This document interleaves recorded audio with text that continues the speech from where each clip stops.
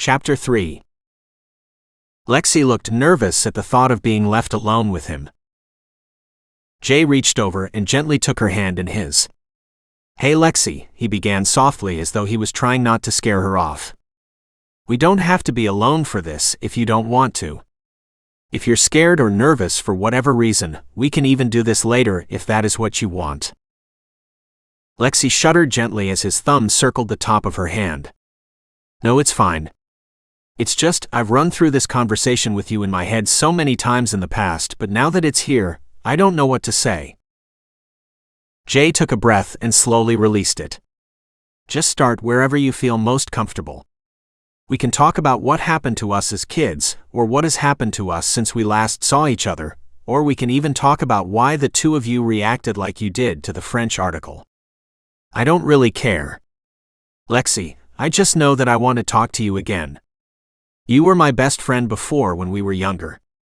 I wasn't kidding about that, and I want you to be again." She took her own deep breath to calm herself and replied in a steady voice, "I think I'd like that. You were mine too, you know. Let's save talking about anything heavy though, until we have more time. For now, let's just talk about why Aunt Tracy and I reacted the way that we did. To do that though, you need to understand that what I am about to tell you is all second-hand information. Information that I was told by Aunt Tracy and my grandfather." Jay nodded in understanding and waited for her to continue speaking. "Since everything that I know was told to me by them, I'm sure there is more to the story that I don't know yet for whatever reason." She paused as she reached across the counter with her free hand and grabbed the article from where it was laying. "I believe, and Tracy does as well, that this article is about me, or rather about my parents. You see, I was born in France and had never even been to the States until after my parents died in what I was told was a house fire. I've never been entirely clear on the reason why, but my parents weren't talking to anyone in the family at the time, and as a result, they didn't even know that I even existed until grandfather was told that they had died. When my grandfather learned about their deaths, he flew over to France, and it was only then that he learned about me. This newspaper." She waved the paper in front of Jay's face as she did. "This article has the right date for when they died, but it is different from the others I have seen before. It mentions that there was a young boy as well. As far as I know, I didn't have a brother." Jay squeezed her hand to let her know that it was all right if she didn't want to say more. Lexie shook her head a little as she tried to clear it before looking at him. "I understand that this can't be easy for you to talk about, Lexie, and we can change the subject if you want. Before we do that though, I still don't see why your grandfather would suddenly declare me your brother," Jay told her, puzzled by the crazy old man. Lexie smiled appreciatively at him before answering. "I'm not sure either. The only thing I can think of is that my grandfather must have read this article, and that he believes I did have a brother. He knows more about what happened in France than either Tracy or I, and he never told us many details about it. It is almost guaranteed that he knows more than he told us. Why he thinks that boy survived and is you, though, I have no idea." Jay looked at her, disbelief clear on his face. "No offense, Lexie, but that is the most insane, batshit crazy idea I've ever heard. I've never even been outside of the States, much less been to France. And you've met my parents." Sheepishly and, more than a bit indignantly, she replied, "I never said that it was the actual reason, or that you actually are." Standing up straight, she removed her hand from his. "I merely said that it is the only reason I can think of. Like I said though, I don't know everything, so I'm sure whatever the actual reason is, it will make more sense. I hope." Jay winced at her reaction to what he had said. "You're right, I apologize. That was completely out of line. I didn't mean to be so rude to you. I guess I'm just a little in shock at seeing you again after all this time." Truthfully, her sudden reappearance into his life had thrown his emotions through the ringer. Tracy walked in with Jay's grandfather before he could say any more. "I didn't expect you to get here so soon. We just barely put my clothes in the dryer a few minutes ago," Jay explained quickly when he saw his grandfather. Jay's grandfather looked at everyone there and cleared his throat. "I didn't like the way we left things earlier," he said gruffly. "It's all right, they already know that we had an argument. And that I left the house right afterward," Jay said, watching his grandfather's eyes. Jay's grandfather walked over to Tracy and held out his hand. "Right then. I'm Jethro Refton, Jay's grandfather. How do you all know my grandson?" "I'm Tracy, that's my niece Alexis." Jay was nice enough to She paused for a second as she searched for the right words. "Bring my father back to us during one of his episodes." Jay smiled appreciatively at her as she explained what had happened. "Lexie and I go way back. We knew each other as kids," Jay told his grandfather. "It's really remarkable that we found one another again after so long and in such a way." Jethro looked up at his words. "Really? Where did you meet back then?" Lexie looked at Jay as they both thought it through. "The first time we met, I think it was in Colorado Springs right before you moved, wasn't it?" Jay nodded in agreement. "I think that's right. Then we met again in Oregon about 6 months later. Then again, when we moved to Nevada. We lost touch with one another when I moved from Texas to New York, though." His grandfather looked worried as they listed the locations. "Wait, you're telling me that the two of you kept meeting each other in these different locations and never thought it was odd?" Tracy nodded as she added her own thoughts to his. "I agree Lexie had mentioned Jay to me, but I had never met him, so I just thought that he was an imaginary friend until now." "What does it matter? Mom and Dad knew her, and they never said anything about it.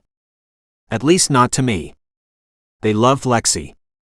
Every time she showed up, they were excited and welcomed her with open arms," Jay told them defensively. Lexie smiled at his words. "I loved your parents too. It was nice to see how you all interacted with each other." She looked at her aunt before continuing. "I love my Aunt Tracy and my grandfather, and am forever thankful that they took me in as a child. They've had to sacrifice a lot for me, though. It was just nice to see a normal, functioning family." Tracy rushed to Lexie's side and wrapped her in a hug. "Oh honey, I've never regretted taking you in for a single day. I love you and love having you here with us, and anything you believe I may have sacrificed has been utterly worth it to have you in my life. Besides, I'm not dead yet. I can still get married. I'm not even that old." She teased lightly about her age. "Thank you for saying that, Auntie." Lexie choked out as her tear-filled eyes threatened to overflow. Everyone was silent for a moment as she struggled to bring herself under control once more. She hugged Tracy back before letting go and turning a question-filled gaze to Jay. "Where are your parents, by the way? I'd love to see them again."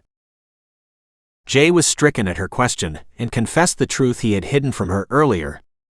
"They died in a car accident 4 years ago while we were living in Montana. I've been living with and taking care of my grandfather ever since. He didn't take their death especially well, and was in the hospital himself for a couple of weeks after he heard and had a minor heart attack." Jethro nodded along as his grandson spoke, his eyes misting up as he relived the memories of what had happened. Lexie gasped as her hand flew to her mouth. "I'm so sorry, Jay. I had no idea." "It's not your fault, Lexie. There's nothing to be sorry about. We had already lost touch with each other for years by that point. There is no way you could have known." Tracy interjected then, as a faint dinging noise was heard from the back of the house. "It sounds like your clothes are done drying, Jay.